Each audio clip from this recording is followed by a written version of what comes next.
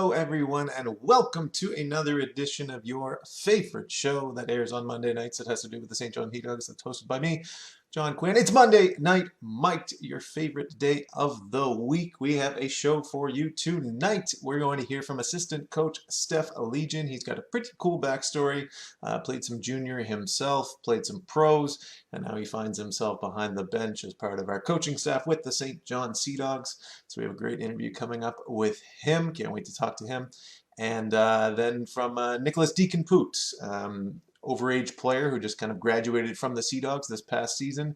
We'll catch up with him, see how he's been doing these last few months. I know he's off to Acadia in the fall, going to continue his education and play there at Acadia on the men's hockey team. So congratulations to him. Not a whole lot of news to catch you up on. We're kind of in the dog days of summer, but there are some things going on with the league, etc. So keep your ear to the streets. We may have some updates soon in the next week or two, maybe a little bit more, depending on how things go as it pertains to next season and start date, capacity, distancing, tickets, all that stuff. Hopefully we'll be out sooner than later. I don't have any update for you right now. Don't get too excited. What I do have for you is a fantastic pair of interviews, so we won't waste any more time. We will get to those, but if you do have any questions, drop them in the chat or hit us up on social media and let us know who you want to see on upcoming episodes of Monday Night Mike.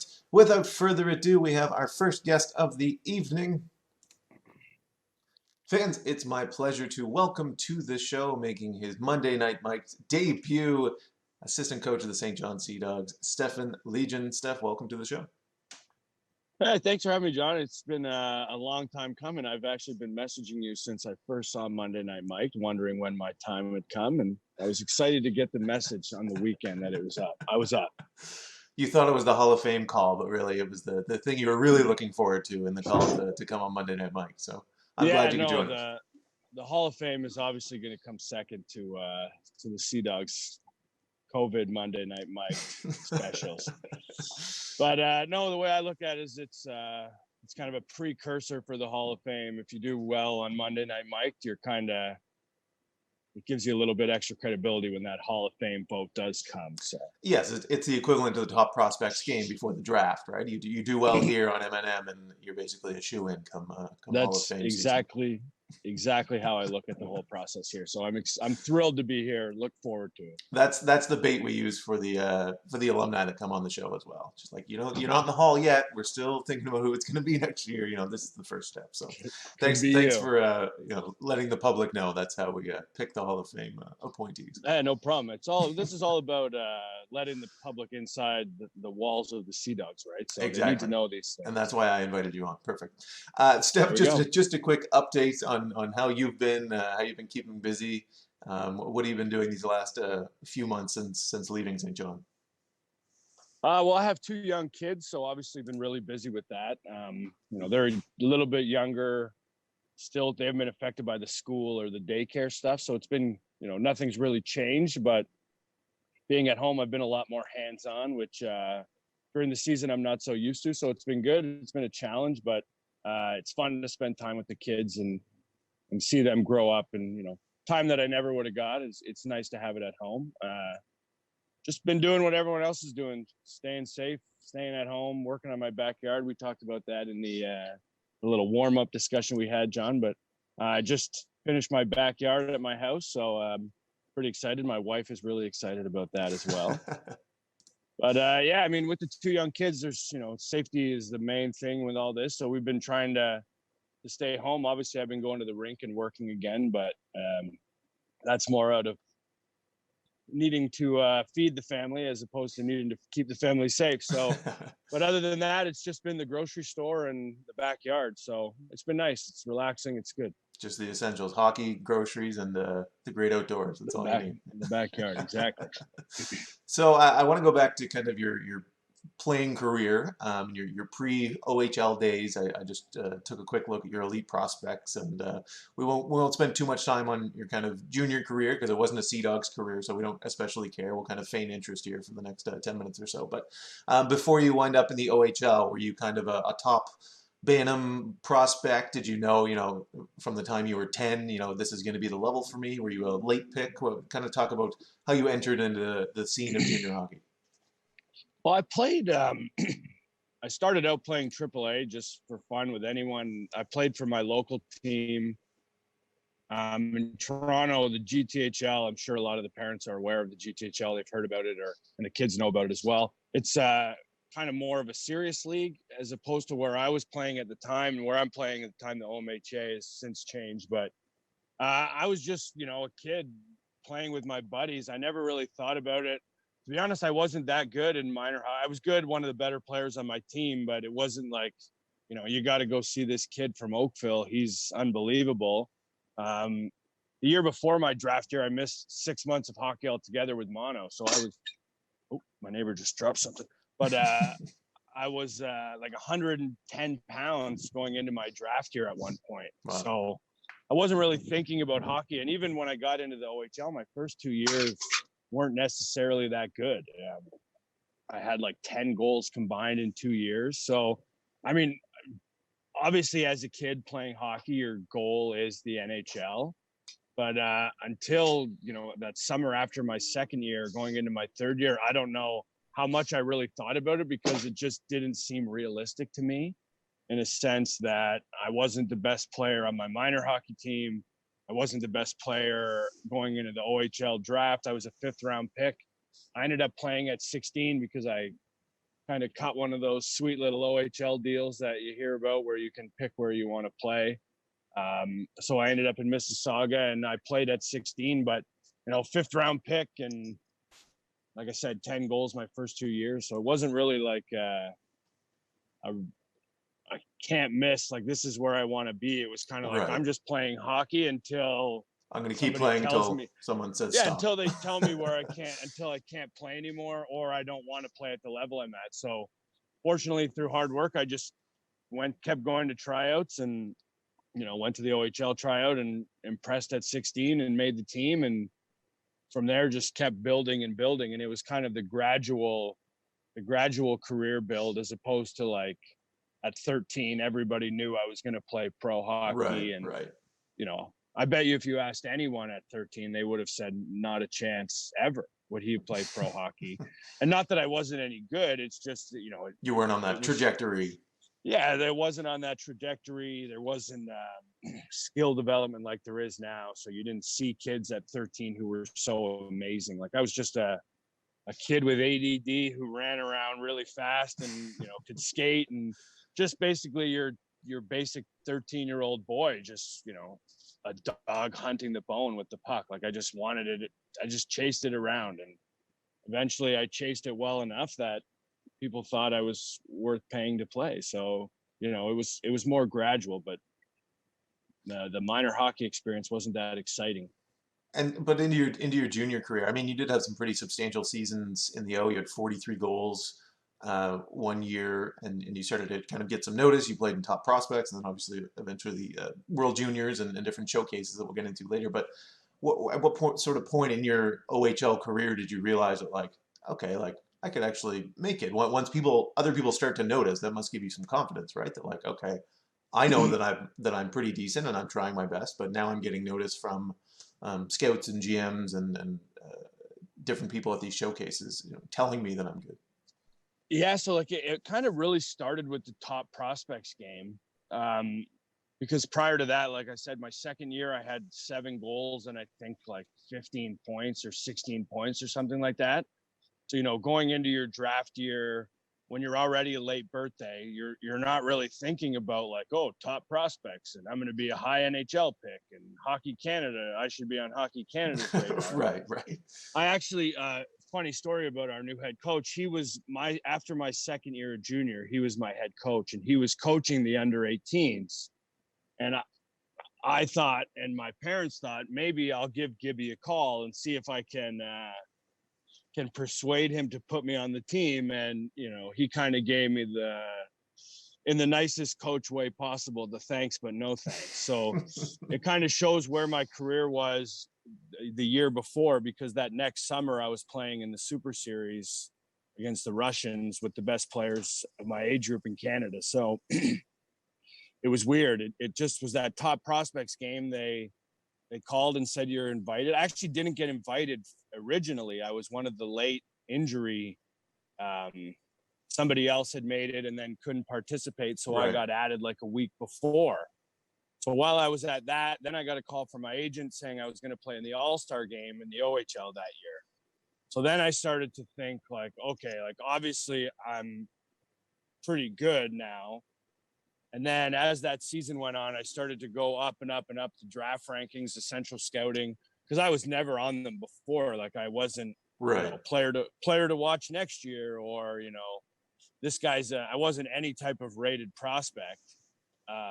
So my name started to appear on these lists, and then more teams started to want to talk to me. So it was really all in that third year. It kind of came out of nowhere, and it happened really fast because of, the seasons I had before. And I was pretty realistic with my expectations. I had some friends who had done pretty well in the OHL and weren't drafted at all to the NHL. So I was thinking, okay, these guys are way better than me and they're not getting a chance. So how am I going to have a chance? But then all of a sudden I started doing well. But even in my third year, I was playing on the third line of my team. I wasn't on the first power play. So it just kind of gradually came out. And Right. then over the course of the year, more and more and more attention. And then the final central scouting list, I was ranked 13th overall. And, at that point, then I felt like, I was like, okay, now I felt like those kids feel in minor hockey going into major junior. Like, okay, now I'm people know me. Like I was invited to the draft media day, and so it was really quick, but there was a lot of fun stuff that happened in that 1 year to really kind of let me know personally that like, okay, you're starting to arrive on the scene as like a big name player. Looking back on it, do you think you benefited at all from not having that pressure of being that 12-year-old phenom, that 13-year-old kid everyone has eyes on, where you just kind of played your game and you're always going to try and do your best, but you didn't really get noticed until, that second half of your draft year, all of a sudden you start getting noticed. It must kind of, everything's coming together at the right time versus like, that pressure that you feel for 3-4 years. Yeah, and before. it's strange because kind of as it's coming together for me at that time, a lot of the guys who were those minor hockey stars, it was kind of starting to unravel for them. Another kid from Oakville was a 5th overall pick to the Sioux, and he was always one of those like this kid is amazing, like you have to watch him play. He was just starting to fizzle out, and I think he quit hockey that year.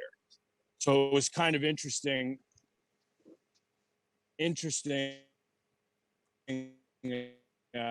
Sorry, Cowie it was kind of interesting to see that transition from those guys who were the high end players when I was nothing, and then kind of flipping and taking that role where they were and becoming the higher end prospect while they were kind of fizzling out. Right. Now, was there anything you did sort of in that off season, or a point you look back on and go, oh geez, I'm glad I changed my diet, started doing 2-a-day workouts, or I went and visited this camp? Or was there something you did different, or was it just you stayed on that path and hard work and kind of your skills that you had got you there? Yeah, I started working out at a gym in my draft year in Oakville, and I stayed there my whole career. But I was always in pretty good shape, like natural body type. I was really athletic. So not like, and I wasn't like scrawny, like I could put on muscle easy. So like my body was athletic.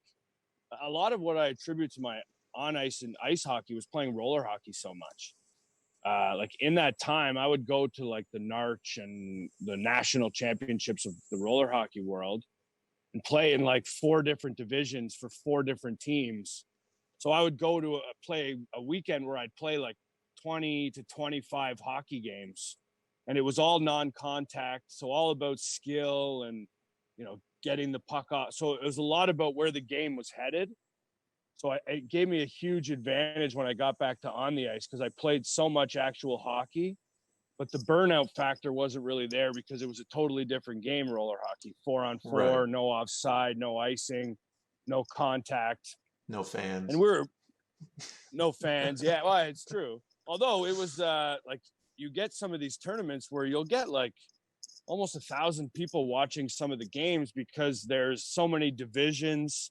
Right. There's all types No, of like it was a cheap dig. I mean, we had the whatever it was, ball hockey championships in a TD station one summer, and there was actually a pretty sizable, a fan base there because it's all the different people traveling and supporting their clubs and teams. And you get like the people who are just at the tournament. So you get but there was big time players playing in it. Like, I can't really go. The one that comes to mind was like Bobby Ryan. I was always playing against Bobby Ryan when I was younger in roller hockey, and Pat Maroon was always on my team. So like, there was good players that we were playing with. So I attribute a lot of it to that. And then it was just a lot of it was I understood how to play defense with Gibby. I got a more offensive role in my third year. So I had the skills to be offensive because of the roller hockey. And what I learned from playing for Greg for the 2 years before, it made me a complete player. And then I got a little bit of free reign in that third year. We had a different coach, league appointed coach, because we had that ownership thing like we talked about, and we might talk about again.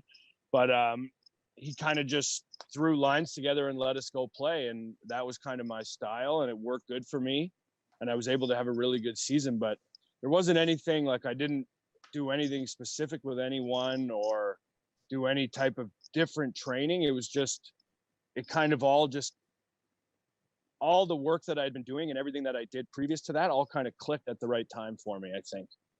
You touched on a little bit being coached by our new head coach, Greg Gilbert.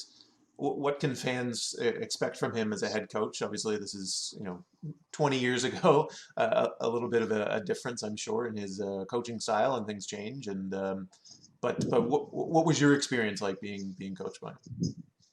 It was great. He demands accountability. I don't want to say he demands perfection, because it's unobtainable. It's silly for a coach to demand perfection. You're just going to be let down every day. But he demands that we're accountable for what we do and we get better. And like I said in my talking about my career before, he taught me how to play the parts of the game that most kids don't want to learn. And he demanded that we all learn how to play that way, because he knows that that's what's going to get you to becoming a pro. And I don't think a small offensive guy like myself, it's times have changed, but that in 2007, being 5'9" was not good. It was a very big knock against you. So having learned that defensive game from him was huge for me. And scouts knew I was accountable and reliable. They knew I could go out on the ice up by a goal, and I knew how to play that situation. So for our fans, what I think they're going to expect is we're still going to see all the skill that the kids have. He's not going to put them into, a form and make them be robots. They're going to be able to make those plays. But now when they're not supposed to make that play, they're going to understand, and they're going to be held accountable that you can't make that play now if we want to win the big games.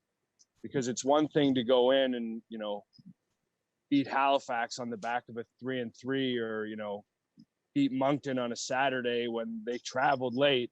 But when you get to Memorial Cup, everyone's rested. Everyone's in that same kind of role. So you have to be able to make those big plays when it really matters. And that's where I think he's going to be huge for our group, is he's going to teach them how to make those plays, and he's going to demand that they make them.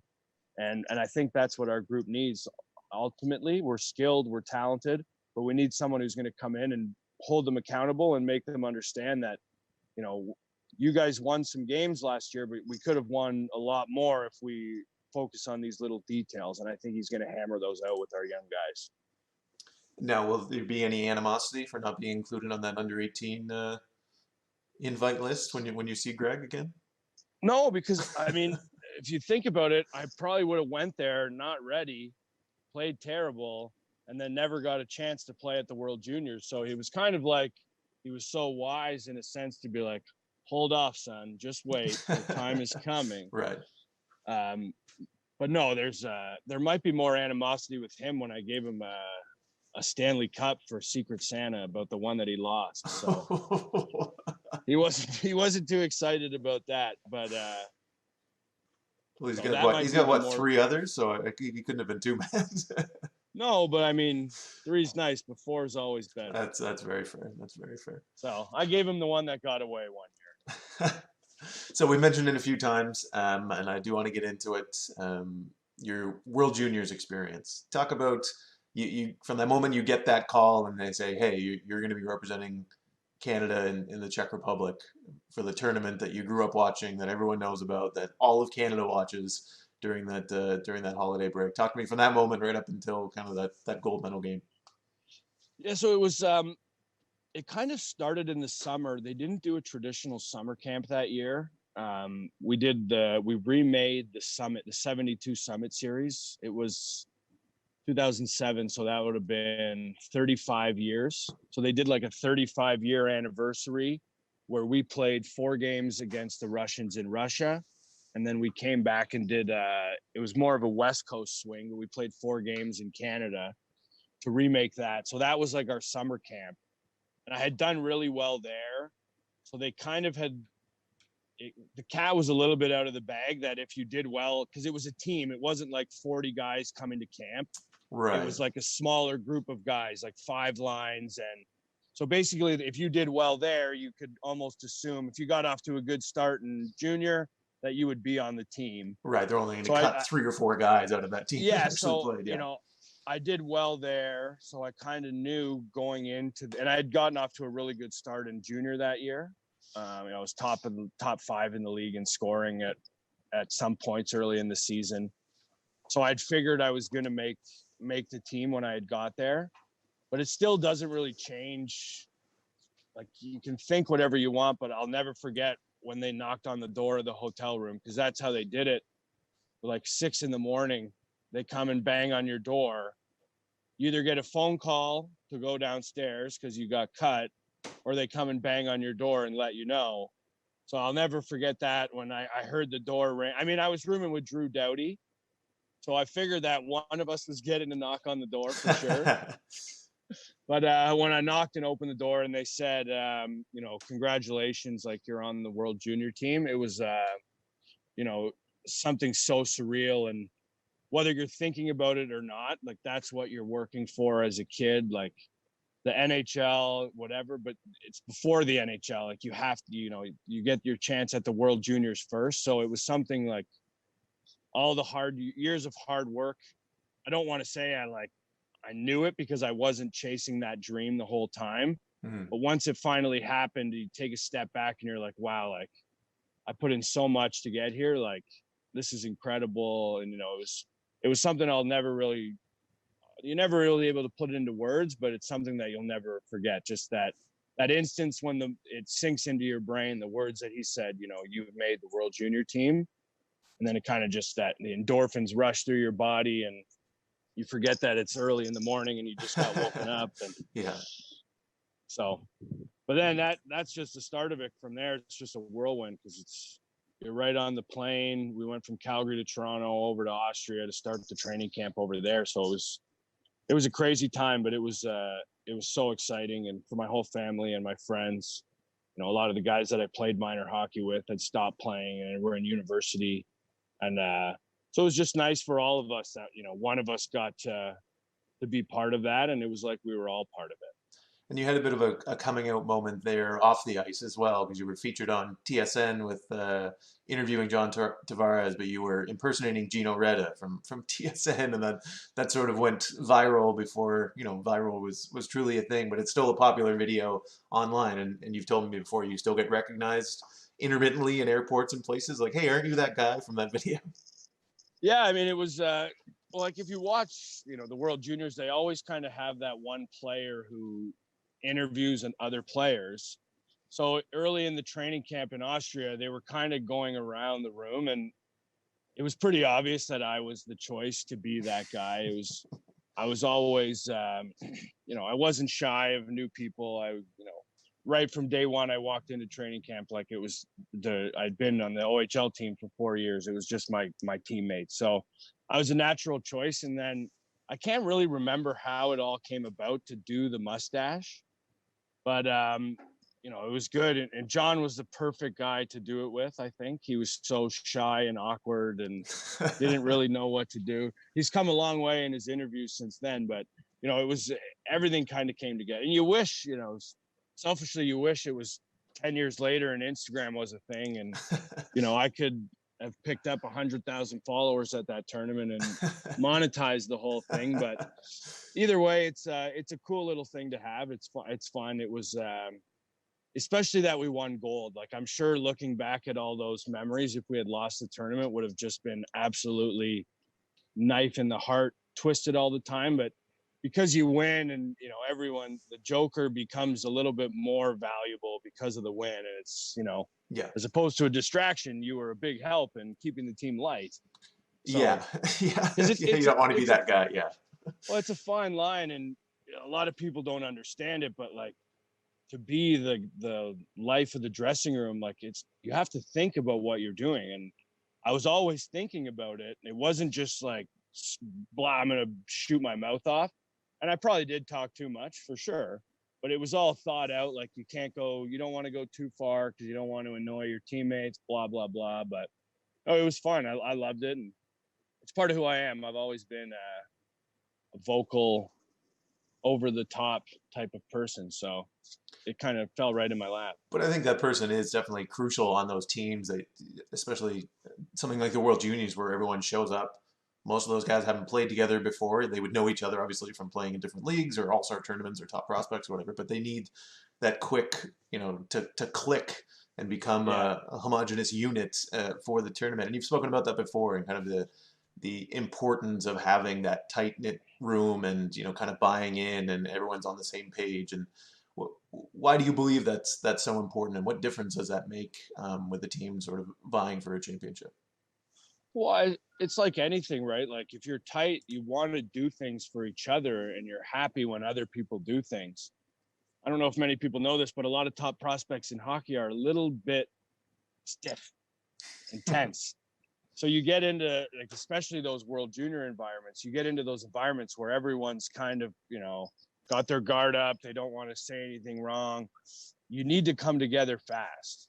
And same as with the season, like, you want to get onto that roll early. So you need to come together. And if you don't have that camaraderie and the sense of one, guys are out there on the ice and they're playing for the team, but they're playing for themselves, essentially, because the bench isn't as excited when that guy lays down and blocks a shot as they should be. And that's the stuff that makes winning. Like, in the last 30 seconds of a game, we should be just excited that a guy laid down and blocked a shot, as if he went out and toe dragged through the whole team and put one upstairs under the bar on his backhand. Right. So and it becomes that you need the guys to come together, where everything that your teammates do, you understand, is for the greater good of the win. We had Nick Deakin-Poot blocking shots last year. We had Boots in net. And obviously Boots was a little bit different. Everyone understood what Boots was doing last year, because when the shot totals get up around 60 and you've only given up one goal, you've seen something special. But it's just all those little things. It's even as far as like a guy making a good play on the wall and taking a hit. Like, if you can have a good group, guys are going to be more inclined to make that play, because they come back to the bench and the whole team is excited because they understand the value of that play. So now Brady Burns goes down the wall and he's like, oh, I don't want to get hit. He's like, oh, you know what? If I chip this out and get hit, the boys are going to go nuts on the bench. They're going to love it. And now you start to build that, okay, everyone's doing the right thing and getting rewarded for it. And now you start to win games, because it's not just goals that win games. It's key defensive plays. It's that little chip. It's sometimes a good change. So if you can get guys that like each other and they're bonded together, those little things are going to be rewarded throughout the game, and guys will become more inclined to do them, I think. We're jumping now more into your kind of coaching side, but how you sort of landed in the coaching side was through your skills development experience, and working with different players, and particularly SL49 Pro Skills is the name of the account on Instagram. I'm not sure if that's the official. Do you have fans showing up now? Yeah, no, I'm a real estate agent this year. Oh, okay. Sir, you can't keep sitting back here. But talk about this isn't even my house. Yeah, nice. Is that a tent in the background? I see. Yeah. But the skills development, and kind of running your own. You have an ice time, etc. Talk to me about that side of things, and how that came to be. Well, I mean, as a player, I always was fascinated with skills. Everyone is. It's the most fun part of the game, obviously. And when I stopped playing, there was obviously a need for me to do something. I tried my hand at another business in catering with a friend, and it just wasn't. It was unnatural. It wasn't for me. So I started getting back into hockey. A friend of mine owned an arena in Oakville. So I said, hey, do you mind if I start like running some classes for you, just, doing some skill stuff? So it started kind of naturally and small and just a few kids, every week. And then it grew and grew, and I started to become more into it. I realized that I really had a passion for coaching. So I called a friend who coached in Mississauga, and he set me up with the head coach there. And I was able to get a volunteer position as the video coach and like a third assistant. So I'd be on the ice for practice, but I would do video during the games, just as a foot in the door. So then all of it started to intertwine. The junior players saw me there, so they would start to come skate. And then I started getting junior players skating with me. So some of my pro players that I knew, once you get associated with the CHL, a little bit more credibility comes to your name. So they put a little bit more trust in what I was doing. So I was able to get some of my friends to skate with me. And then from there, I made introductions with people. It was, skating John in Oakville. I was then introduced to John's trainer. It's Andy O'Brien from Halifax, but he works with somebody else in Toronto at Satellite Gym. So met them, and then through that, got with all those gym guys, and then, it just kind of built my resume up from there. Now I'm coaching in the OHL as a volunteer. I'm training, 15 to 20 NHL players. And it just so happened that Nick Deakin-Poot was one of the junior players I was training. And just, offhand conversation, I asked him about his coaches. And he said, we're actually looking for a forward coach. And I said, well, that's interesting. Can I get your coach's email? And then it turned out to be Josh. We were from the same hometown. There was a connection there. So the interview process started and then ended up in St. John. So it was kind of a weird thing, but everything was kind of building. You don't see it as it's happening, but everything's kind of building towards where it is now. And, just from that one phone call to say I wanted to start helping my friend with his business on the ice, it bloomed into what now is my time in St. John and what hopefully is a long, successful coaching career. So how much additional power play time would Nick Deakin-Poot have gotten just because of that? Just as a little thank you, like, can you measure it in seconds, minutes, hours? If I go back and look at the tape, is it obvious? Nick's parents are to thank for his power play time Oh, okay. because he has skill and he's a great player, but he's not of our most skilled. But what he is blessed with is his enormous frame and his willingness to stand in front of the net when JP wants to rifle one off the glass. So Nick earned his power play time, but I definitely will forever have a soft spot in my heart for Nick Deakin-Poot for the introduction and just kind of how it all came to be that way. I'll bring that up when he's on right after you and see if Perfect. he feels the same way. No, Yeah, Steph hopefully. begged me every day. I was told Yeah. not to give out the coach's email, but yeah, I went in his phone and stole it. So So I mean, my next question was sort of why St. John, but it seems like it was sort of just a natural progression where here was a pretty great opportunity for you to kind of take that next step into your coaching career. yeah, I mean, the way I looked at it was if I was just coming off playing pro, which is obviously different from junior. I'd played in Europe, I'd played in Germany, all over the United States. So the way I looked at coaching was there's no difference to take a job in the Maritimes or in the Western Hockey League. It's all the same. You take the job that you want, no matter where it is. So I looked at it like being a player. If, I played for the Toronto Maple Leafs one year, I'm not going to sign with Tampa Bay because it's far away. So I looked at it, wherever the opportunity comes, I'm going to look to take it. And it came in St. John. And, we were in a development stage. We had just drafted all the now 18-year-olds. Oh, my God, it's hard to believe that they're 18 already. Right. But Villeneuve and Burns and Lawrence and JP and Charlie. And so there was a lot of emphasis on development. So the situation just worked out perfectly. And it's turned out that I love St. John. Right after that first little bit there, I was looking at permanent real estate, but my wife was reminding me that there's a lot that's still in Toronto. So, but we love it out there. It worked out great, but it wasn't anything, I didn't hunt down St. John specifically. It just kind of came about. And then obviously you're going to be more inclined. there's only a few organizations, that about from the other leagues, because it's the better ones that you then hear about in the Memorial Cups and producing players. So once I heard it was St. John, it became a little bit more exciting because of the history and from the ownership down, it's just a serious, committed hockey town, and it was an unbelievable fit for me and my family. Did you have any sort of surreal moment of being behind the bench that first game of you've playing hockey now for 20 plus years, and now you're that guy in the suit and tie behind the players, tapping them on the shoulder and high fiving them when they're coming off the ice? Yeah, it was weird.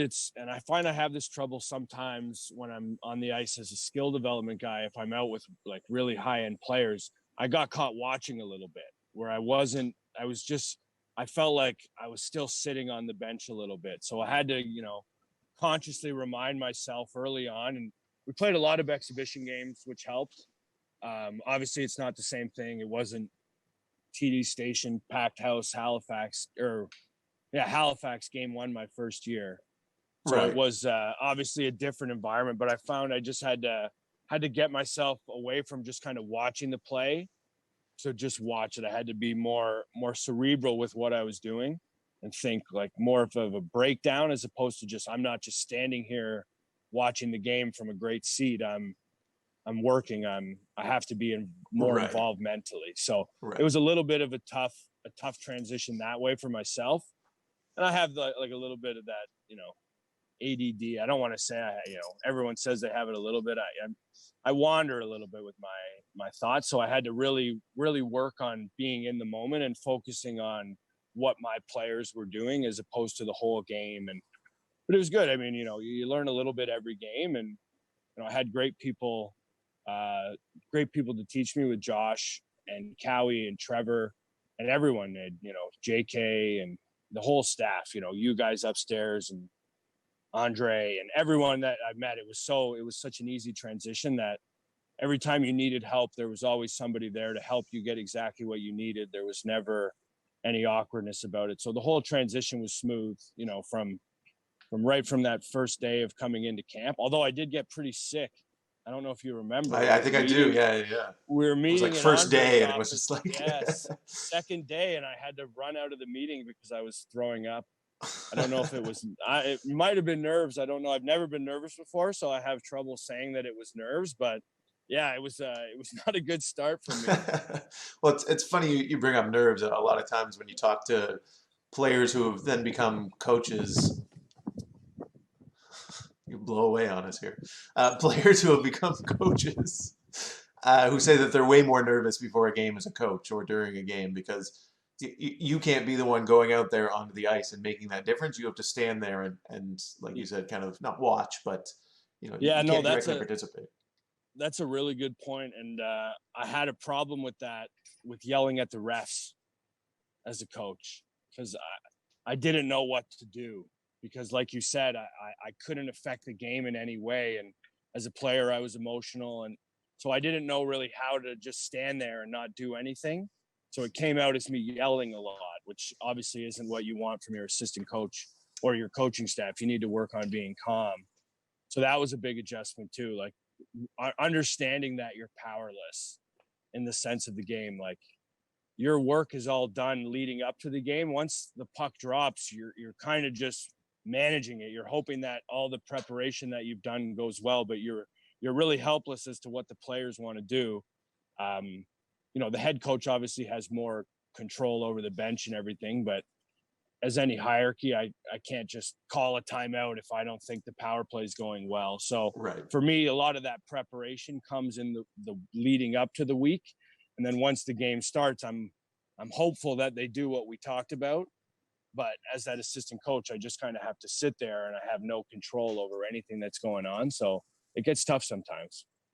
Well, what are some of the bigger differences you've noticed from the time you played junior back, 13, 14 years ago to now coaching in 2020? Do you notice any differences, whether it's the players, the style of the game, whatever it is? Yeah, I think the first thing is obviously the players. Like with our team, you have Brady Burns, who when I was playing junior, would never have even stood a chance of getting drafted, let alone playing as a 16-year-old. And if he did play in the OHL or in the CHL at that time, he would have had to have like 160 points. So it's changed in that regard where, you know, you have smaller defensemen like Charlie DeRush and Cale McCallum who can be effective physically as well, not just offensively, because the guys have gotten smaller. And then their skill is through the roof. You know, you see the young kids now, going back to the skill development. I have 10-year-olds who can do stuff that I couldn't do as a player. Like it was above my head. And now everyone can do this stuff. So the players are getting so much better. I think the attention that the teams are giving to the players is so much different as well. You know, whether it's recovery days, the other aspects, we have the yoga with St. John, you know, we did the mind and body days where we had the meditation, we did problem solving. So there's a lot of different training aspects that have come into the game where it's not just let's get on the ice and go until we barf, which was kind of more the old school, what I was involved with. I was kind of coming out of it, but that's kind of how it was back then.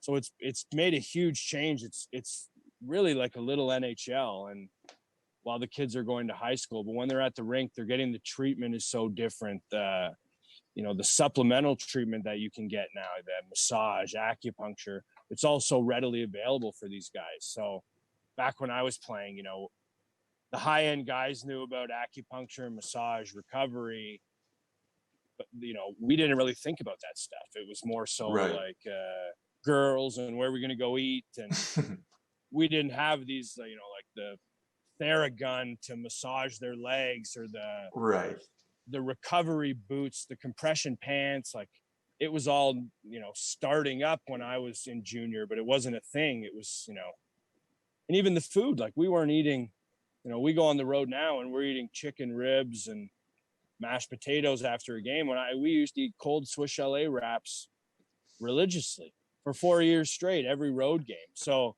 all of it's changing as the world's changing. You know, kids are demanding so much more. Parents are demanding so much more for their kids because it's available. So everything's gone, you know, just like the whole world, it's evolving so rapidly, and what you need to do to give these players the best advantage, not only to be professional hockey players, but just healthy, good human beings. Because you don't want to leave junior, you know, a mutant who can't walk and your back is all jammed up. Like, so we're allowing kids the opportunity to, I think, take care of their bodies better.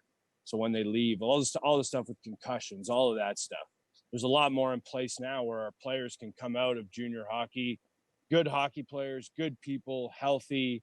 They didn't just go through the ringer for 4 years of 2 hours a day, then a workout. We've evolved. We understand more now, you know? That's good. That's good to hear.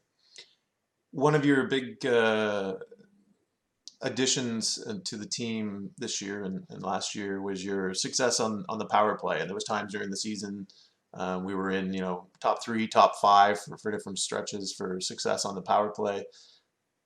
Walk me through a little bit on kind of how plays are conceptualized. I have donkey brains when it comes to hockey. I know that there's 3 forwards and 2 defensemen and a goalie, and what the blue line is. And after that, it's like I can watch the game, but in terms of, you know, how guys line up or how a play comes together, I'm not that person. But give me the explain it like I'm 5. Like, how was a power play conceptualized, and how much input are you taking from the other coaches and then from the players themselves? Yeah, I mean, you're watching a lot. So I spend a lot of my morning watching NHL power plays. And obviously, those are the best coaches in the world with the best players in the world. So their systems are great. But a lot of it comes down to our team as well. We ran a little different power play because I didn't think we had that one-timer threat this year. So our power play was a little bit more quick passing and shooting than it was getting it back to that, you know, like a Rimouski. They had Pare and Lafreniere, they could send it over to him, and if he got it, odds are he was going to take a one-timer and put it in the top of the net. We didn't have that, so we had to kind of adapt a little bit. And it's really just understanding your players, because if your players, we didn't have a one-timer, so I wasn't going to continuously try to push the NHL power plays that are really successful when we couldn't run it. And then it just comes down to really repetition. You have a few options that you can run based on most penalty kills. The guy's going to be here or here. So you can pass it to this guy, or if he's there, you can pass it to the other guy. So then it just becomes continuous repetition in making them understand and getting them into those spots comfortably, so it becomes second nature. But a lot of it really is about them. They're the ones out on the ice. So it's a tribute to our guys just getting older and better. In their first year, we gave them a lot of reps when they probably shouldn't have got them on other teams because they weren't ready. But we were under the thought process of the more they can do young, the better they're going to be. And I think that's a little bit of what we saw last year. They were used to how teams will pressure them on the power play. They were used to breaking out against pressure, and it's just starting to grow and grow. So I'm hoping this year, as we're more comfortable, we're older, it'll be even better. And a lot of it's going to be them. They're so skilled. A lot of it's going to be them just seeing plays and making it. So my job will be keeping them contained in their spots, trying not to do too much, because that's the other big problem is you can watch a lot of teams that just pass the puck around on the power play and it looks pretty, but at the end of the 2 minutes, you haven't really done anything. Right. So it's keeping them reminded that, hey, we can pass this around, but we have to be looking to attack. We have to be looking to score. And that's where, taking cues from NHL teams really helps, and showing NHL video with how much they're shooting the puck, how they work to recover it. So it's just a lot of little details done over and over again. When the puck goes in the corner, instinctively, we have to make sure that we have guys swarming on the puck so we can get it back. When there's a shot at the net, we need bodies at the net. It's just a lot of little detail stuff that you keep working on over and over and over again. I mean, this year there'll be some challenges. I don't know exactly what the schedule is going to be, but I'm sure we'll play teams more than we usually do whenever they do announce it, just based on everything. So it'll be a little bit more difficult to surprise teams. But it's fun. It's a challenge. It's a fun part of the game. It's a key part of the game. It's something that I was really into as a player and I really like as a coach. And I'm thankful that I've been given the opportunity to keep working with it. But like I said, a lot of it comes down to Trevor and Anthony drafting these highly skilled, cerebral players who can make these decisions and plays at a high speed. And with the power play, I mean, it's so much pressure is put on if you're producing a goal and what, your power play success rate is, and that's how they rank them. But how do you kind of walk the line between, this play is going to work? I can see something there. It's 0-8 right now on the power play setup, but I have faith that it is going to find success versus, okay, let's change it up. This isn't working after 2 tries. Is it 10 tries? Is it 100 tries? Is it just kind of intuition of when you're feeling we need to change it up? Is it the coach comes in and says, you got to do something here? How does that typically work? I mean, sometimes you're going to get, I think you're looking at what you're creating overall. In working and talking with other people, a lot of them said, it's not just about what can you create momentum in that 2 minutes that carries over to the next 5-on-5. Okay. So a lot of times this year we scored a goal actually within the next 10 seconds of a power play ending. So you don't get the credit for a power play goal on the statistics, but the power play directly resulted to that goal. We got them hemmed into their zone for that time. So I think you have to look at a couple different areas of it. Because sometimes you're just going to be on a cold spell. You're going to be getting shots and chances, but it's just not going in for whatever reason. And, the guy backdoor misses a tap in, and there's your power play goal for the game. No flaw to the design. It was just a human error. It bounced over his stick on a great play. Right. And that was so you have to look at it in terms of keeping the statistics. Are we creating shots still? Do we have good possession? Are we getting in the zone and staying in there? Are we getting just one shot and then we have to break out again? There's a whole, but how well are we entering the zone on our breakout as well? So there's a lot of different things you can look at. For me, it would be if we're not generating any shots, that's when a power play needs to be changed. Right. If there's no offensive create, there's no pressure, there's no nothing, then obviously we're doing something wrong and we need to look at changing it. But if we're just not scoring, then it's not as big of a concern. If we're still getting the shots, we're getting the chances, we're doing things well, because it's a percentage game. So eventually it's going to start going in for us if we just keep doing the things right. So it's more of the statistics of it. Are we creating anything from this power play or not?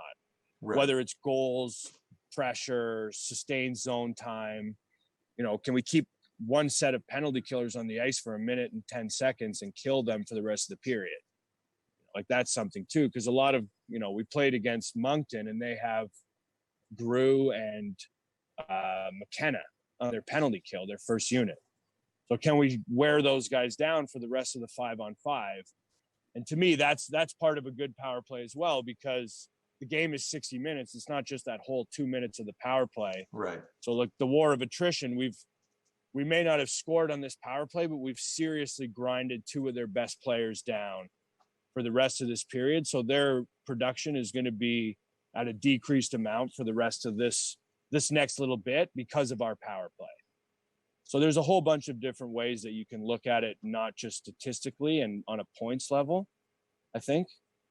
Going back to the start of your question, I don't know if a 5-year-old would necessarily understand what I just said. I mean, I know, I got it. So yes, a 5-year-old would understand. No, but that's very insightful. I mean, so many times you just look at like, did they score? Okay, I understand shots. Like, okay, they got 6 shots, but the goalie stood on his head. But the other sort of get into those spin-offs of a successful power play, I definitely wouldn't have thought of. Yeah, like the zone time and the ability to stay in the zone. Like if you can go right into that next 5-on-5 shift and score, or stay in that zone for another minute and a half, you've spent 3.5 minutes of the game in their end.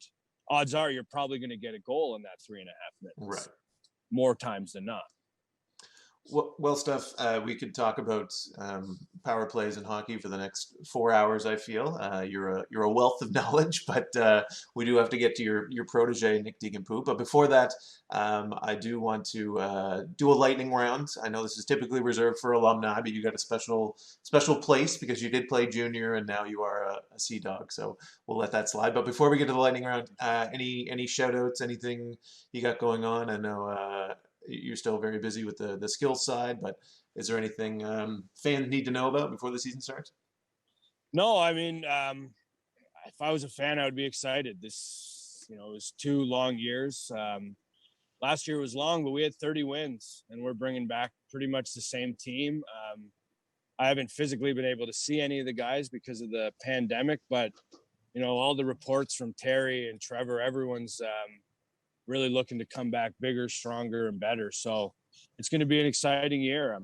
For the players, I'm excited to get down there. I've been, watching reruns of hockey, not live hockey, but live hockey soon when it starts up. But I just think it's a really exciting time to wear the Sea Dog logo and to be part of it.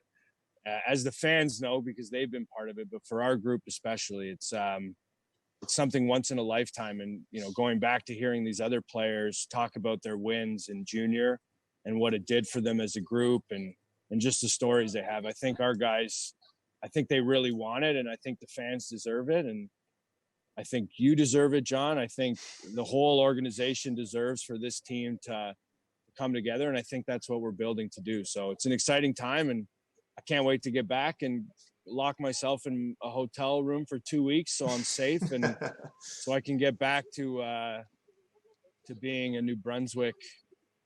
I don't want to say native, but I wish I could say that I was Everyone local. Wishes they could say that. I wish I could say I was local. Yeah. Soon. You'll earn it soon. You'll get your NB stripes. My badge. Your badge. It is actually a badge. So we will get to the lightning rounds if you're ready.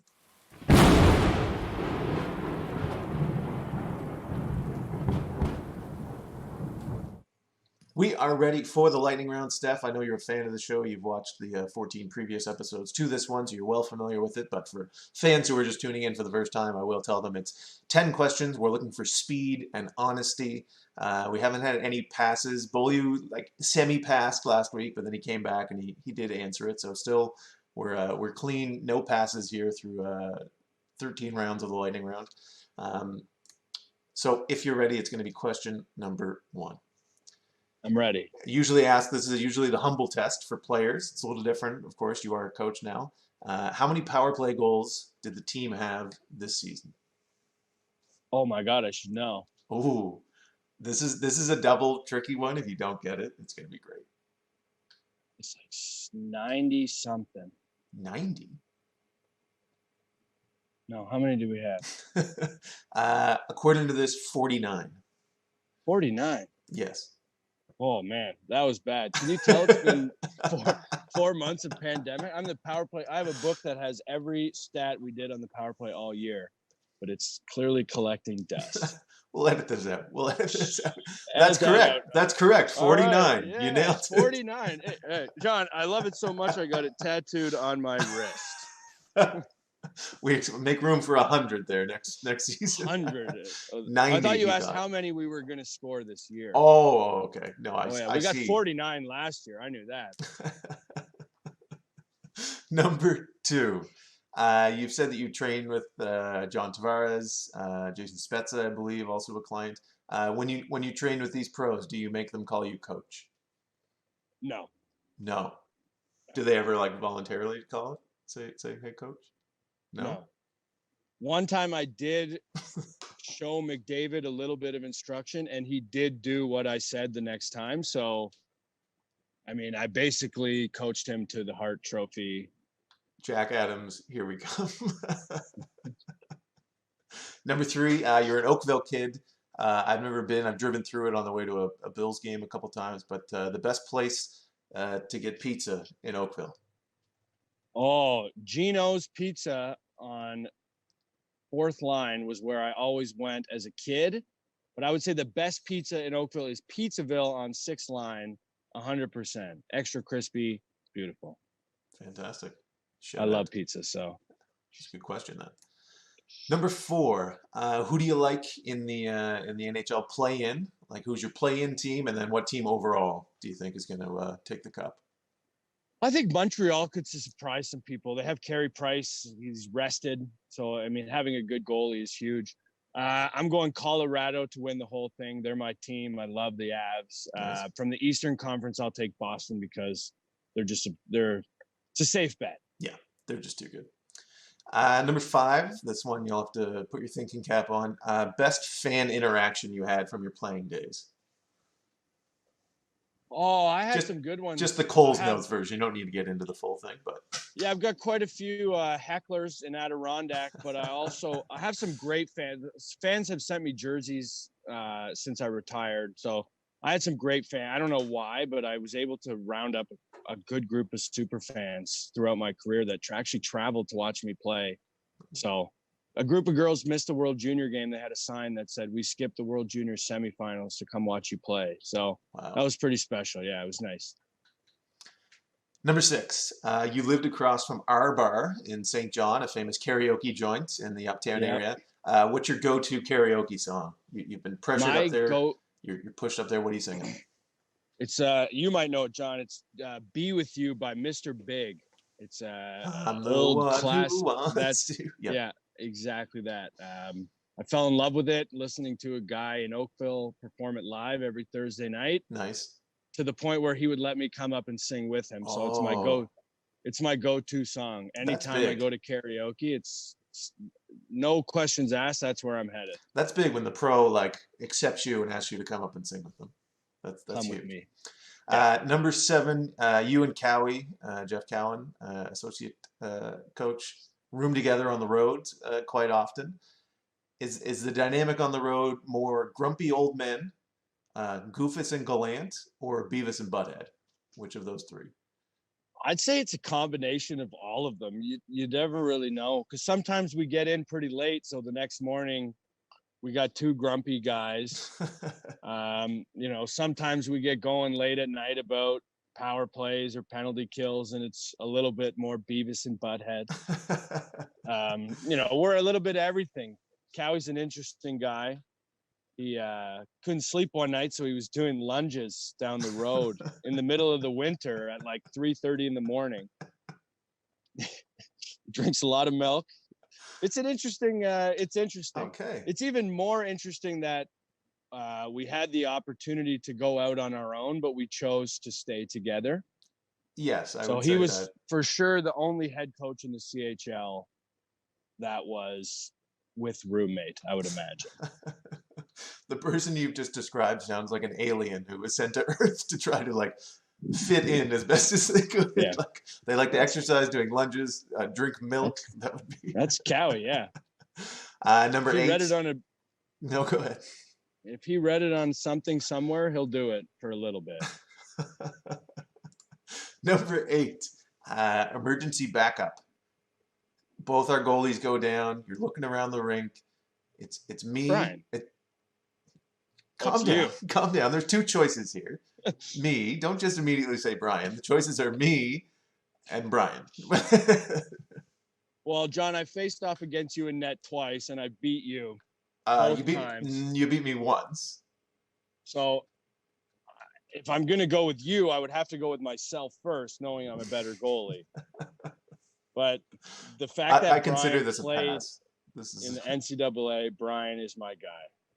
Brian Fleming, of course, is our video and goaltending coach. So that probably is a safer bet. I feel like I would do a better job like getting the team, amped up.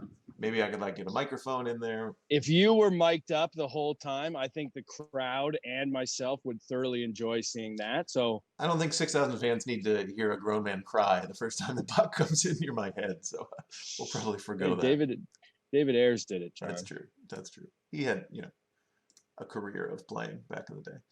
Number 9, most underrated guy on that World Junior gold medal team. And feel free to say yourself.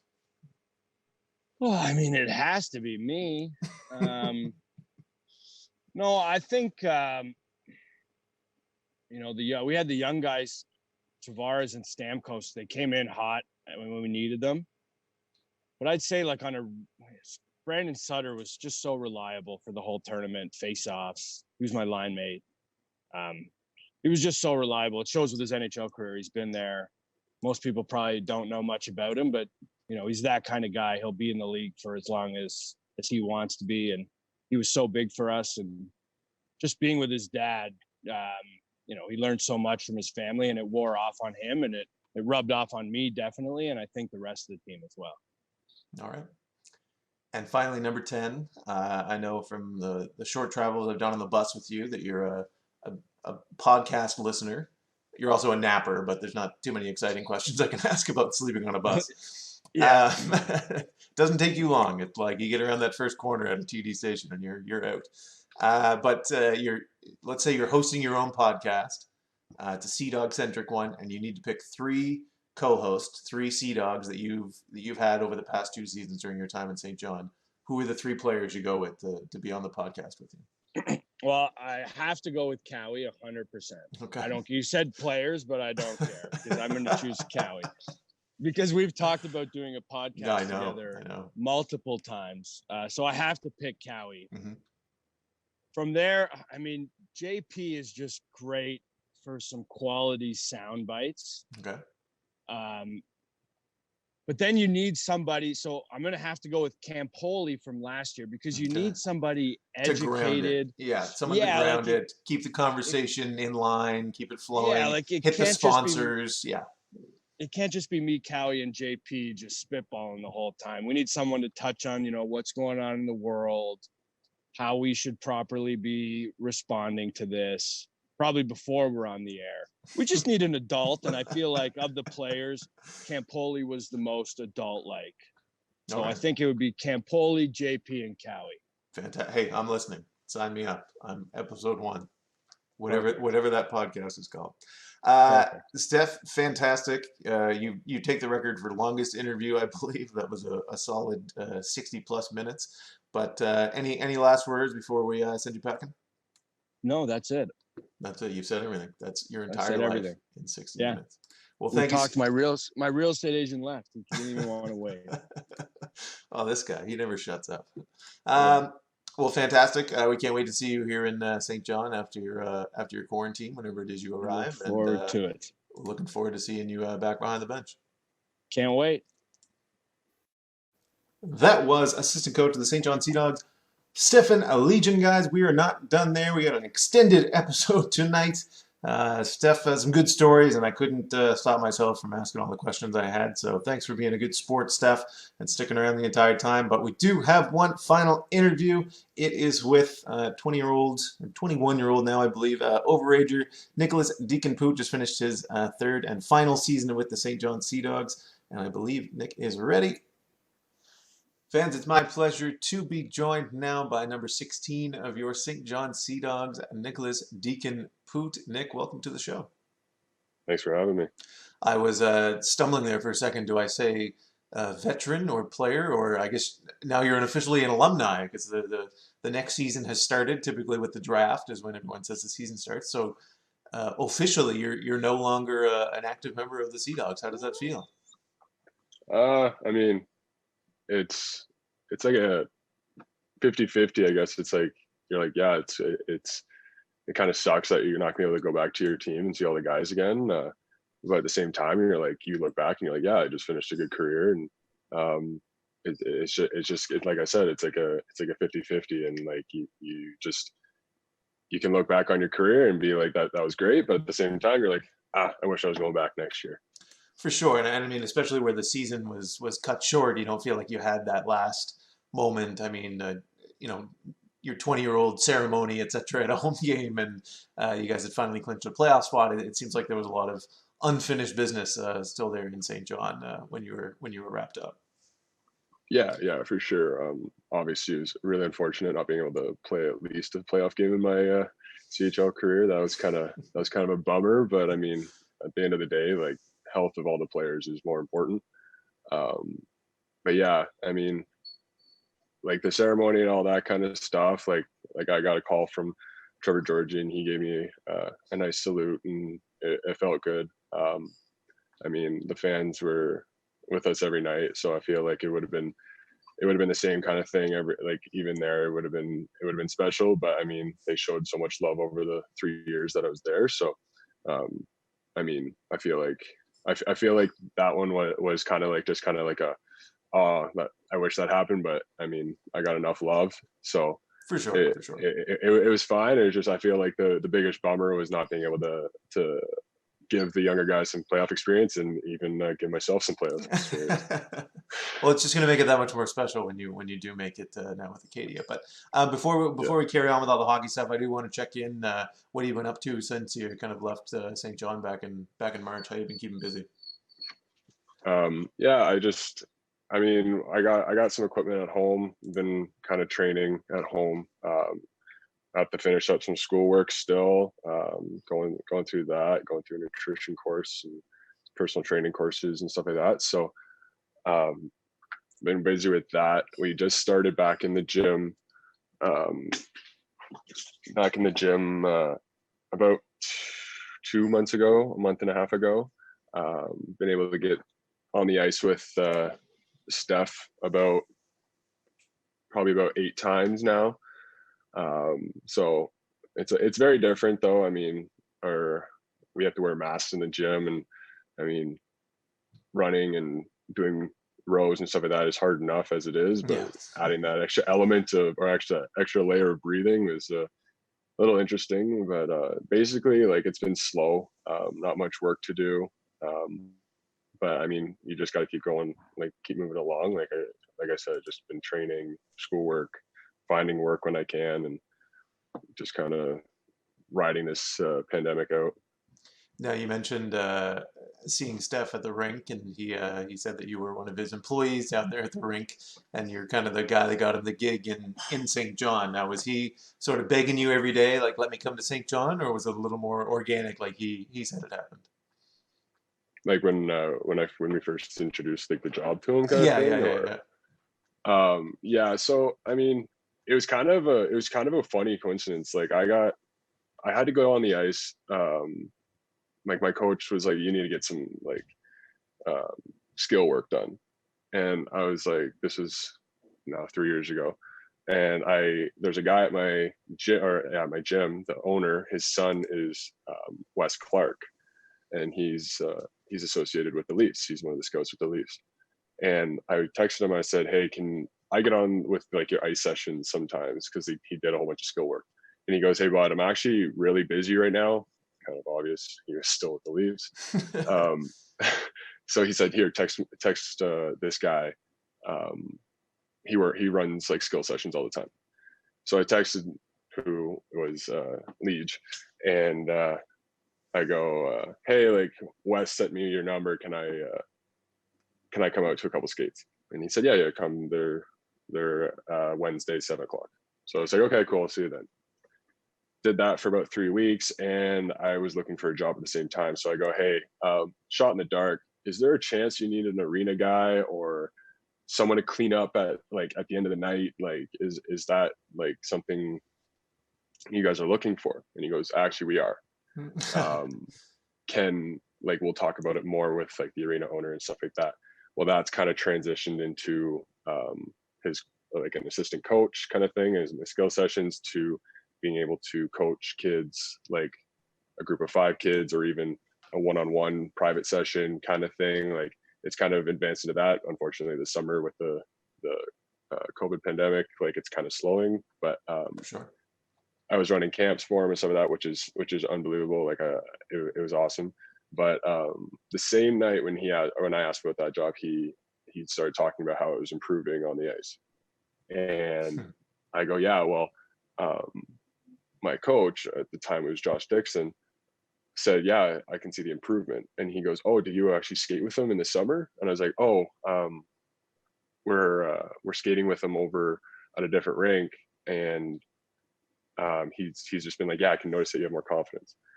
And jokingly, Steph goes, well, I mean, if you need a forward coach at any time, let me know. I'm available. And I go, actually, Josh has been telling us to look around for a coach for a forward coach who's looking for a job. So he's like, right away, he was like, put my name in, like, I'll give you my email, like you can set it off, kind of thing. And then obviously, like, I just kind of put his name in, and he did the rest. Like, Josh went and watched him and like saw his program and like how he coached and stuff like that. And then he proved himself, and obviously history is told. He's been with the team for a few years now. So that's kind of how that went down. It's funny, when he told it, he made it sound like he owed you one for the job, but he got you a job too originally. So I guess you're more or less even. Yeah. He did. Yeah, I was like, no, go ahead. He was like, yeah, like I'll like that's such a huge thing. Like, it's a big boost in the career. I'm like, yeah, but you're letting me like work at your job. Like that's a pretty big thing. Like I've gained like last summer I was on the ice with him 3 times a week, like my own sessions, like training. And then I was on the ice 5-6 hours a day coaching alone. Wow. Right. So like I was on the ice a lot, just the repetitions of me showing the drill is huge. Like teaching, like even just teaching a kid how to shoot, it like brings you back to the basics. And it's just like, it reminds you, oh wait, I might be doing this wrong. Right. So it like helps you in your career as well, which is something like actually like I didn't even think of. And when I first realized it, I was like, wow, this is actually benefiting a lot more than I thought. It's funny you mentioned that. I interviewed Jeff Merrick for a team thing we did a few weeks ago, and he said when you're teaching, 1 teaches but 2 learn, because you always end up learning as the teacher as well. So that's funny you mentioned that. Speaking of teaching and learning, I know that you had a bit of a unique kind of schooling path in your time with St. John. You took a welding program, not typically something that players, when they show up, they either go to high school or university, and there's not really a distinct path for anyone that wants to follow the trades, because it is a little more hands-on typically, and it's something you need to be in the classroom more. But can you talk about kind of that path and how you found quite a bit of success in that? Yeah. So it kind of started off in high school. It was like this tester course for like all the techs in the school, and it was like a cycle thing. So the first month and a half was welding, the next was a month of auto, and then the next was a month of wood shop. And I had welding first, and I loved it. Like I right away I was like, this is something I really like. Then I took it again in grade 10, and like it was just like every time I stepped in that room, it was a like really good time. I didn't want to leave. So I took it in grade 11, but unfortunately I couldn't take in grade 12. And when I came down to picking a course, I looked back on like my high school because I had no idea where I wanted to go. Right. I wasn't ready to make a decision yet. So I was like, you know what, like I really enjoyed this. And I was able to take a few courses online, which unfortunately you can't get your hands on a welder all that much considering you're online. But it gets you like certifications and stuff like that that you would have to take like in a school later on. So now basically you're taking like almost like a summer course. Like you're taking that extra course so you could have a little bit more free time later on, kind of thing.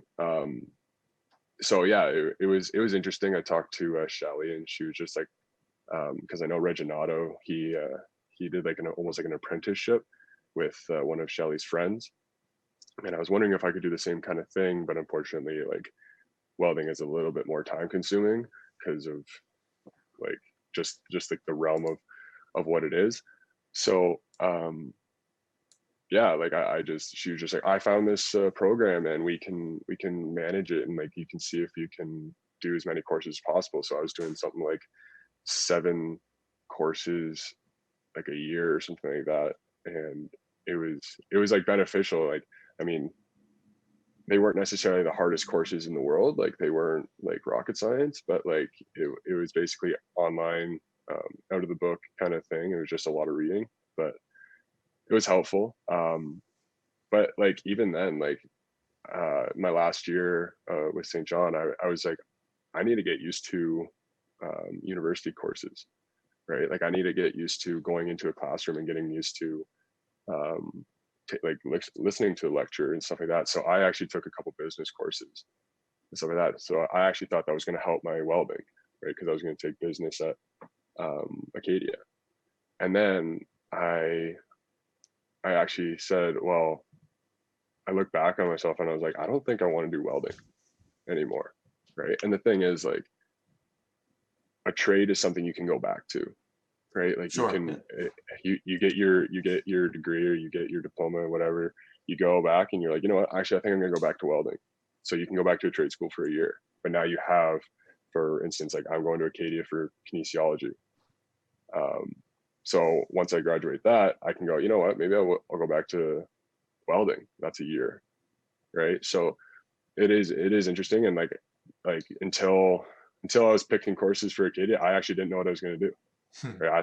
I thought I was going business the full way, and then my mom and I were looking at the choices, and I remember back in grade 12, I took a kinesiology course, and I remember that was the only course that I ever took like pristine notes. That was the only course. I remember. I hate taking notes. I hate it. It like, to me, it's just like, it's so annoying. But I remember it was like the title of each definition was in blue, underlined with red, black ink, writing out the actual quote, kind of thing. So like I remember, like, and I enjoyed every time I walked into that classroom too. And like I've had my gym here, they asked me if I wanted to become a personal trainer at some point, right? Because they're looking for someone. And do you like I working was out? like, yeah. Just a bit. But yeah, like it's something that like it was a weird time to pick out like school for me, but like Sure. It was like an interesting ride. Like it was fun though. Like it was a good time. And part of your decision as well for university, you're going to Acadia, like you mentioned, and the coach there of the team is Darren Burns, who's the father of Yep. Brady Burns, who you just played with for Yep. the last 2 years. Did that weigh at all in your decision? Did you get to know Darren at all kind of before, or talk to Brady as kind of a conduit to him, or you must have been somewhat familiar with the program before signing on? Yeah, I mean, Darren came down one time pretty early in the season. He had a breakfast with me. He basically said, like, I'm not going to bug you all year. He's like, I'm not going to bug you. I'm not going to be in your ear every week. That's not who I am. I want you to look into my program, and I want you to really think about us because we would really want you. And I mean, obviously Brady's going to be sitting there. You guys know him. Like he'll push for what he's passionate about, right? Like he knows his stuff. Like he knows like you guys saw before, he knows how everyone shoots in the league, and every single point that's ever been put up in this league, he can tell you a stat, right? So like me and Bernsey went to a game, the Acadia and UMB were in the finals, and we watched, and he was just rhyming off every single player on both teams, the points that they had when they're in the CHL, like everything. He was just rhyming off everything. And he was just him and JK were just pushing and pushing and pushing and pushing and pushing for me to go to Acadia. And it was honestly, like, the confidence that Darren had in me was a really big deal breaker for me. Like he said, like, we want you, you're going to be an important guy for us, kind of thing. We're going to get you in the lineup a lot. Like I wasn't even expecting to get in the lineup like every night, and he was sitting there like, the way that you play, you should be getting in the lineup every night, kind of thing. And like, to me, like, that's huge. Like, I don't want to be sitting on a team that, like, oh, I'm on it, but like, am I really playing? Like, am I practicing, or am I playing? And it would be hard too, like, coming from a team where you did play such a huge part over the last 3 seasons, right? Like, you were a 20-year-old, you were a vet, you were on the PK, like, you played a ton of minutes every single night, right? Yeah, and like, obviously, like for guys that are making that next step to AHL or to collegiate or even to the NHL, like, they know that they're not going to be playing the minutes that they did, kind of thing.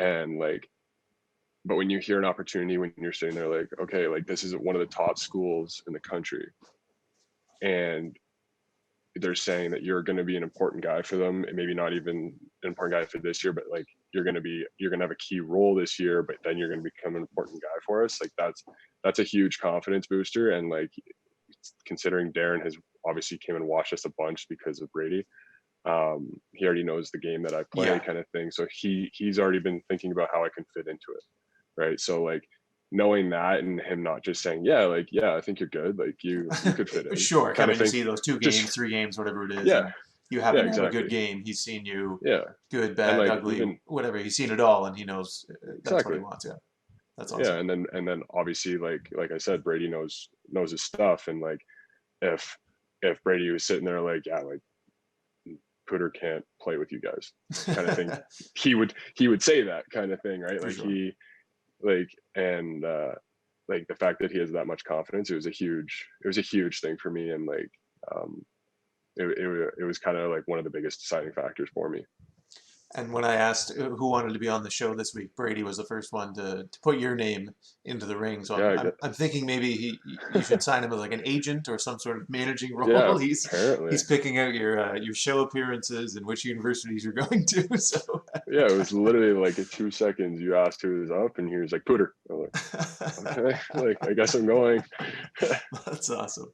We're super excited for you in the next season, and I speak for everyone when I say that you were an absolute pleasure to watch in St. John, and you were a fan favorite because you could tell you gave your 300% every single second that you spent on the ice. I asked Steph if he had anything to mention. He did want to bring into question your Zamboni skills at the rink. He said you weren't the best Zamboni driver, but if this whole hockey thing works out, maybe stick to welding and not Zamboni driving. But yeah, but you could ask him to jump up on the Zamboni. You can see what he says.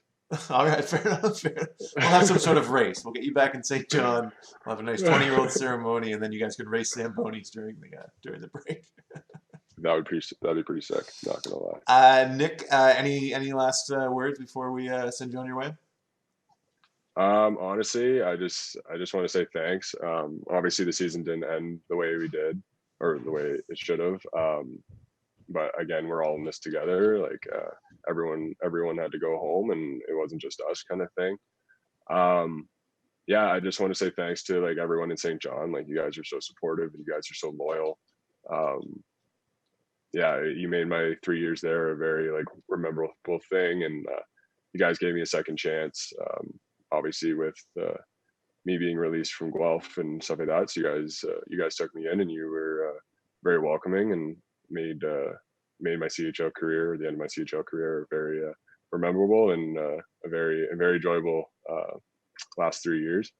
So yeah, I hope everyone stays safe. And honestly, I'll be there watching you guys. I'll make a couple trips down to watch a couple games, and pretty close to Halifax, so I might be able to watch a couple games there too.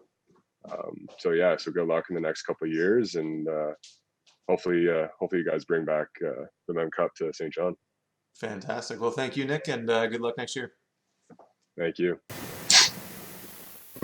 That was Nick Deakin-Poot. Guys, that's going to be our show for this evening. Thank you to Nick, and thanks to Stefan Legein for coming on the show tonight. We're going to be back next week, same time, 7:30 p.m. right here on Facebook Live. Stay safe out there. We will see you next week.